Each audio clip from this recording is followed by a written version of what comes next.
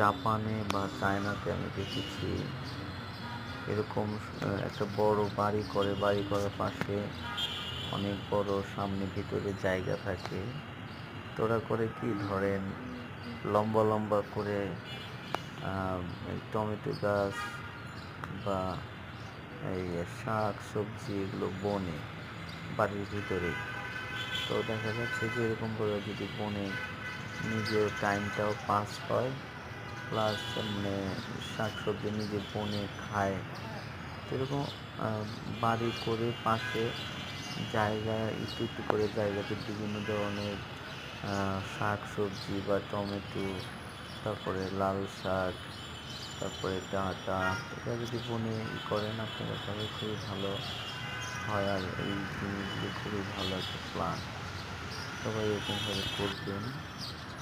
এই যে মরিচ গাছ, তো এরকম পার্ট টু পার্ট করে এই জিনিসগুলো খুব সুন্দরভাবে আমাদের এখানে আমাদের হেড অফিস এগুলো করেছে।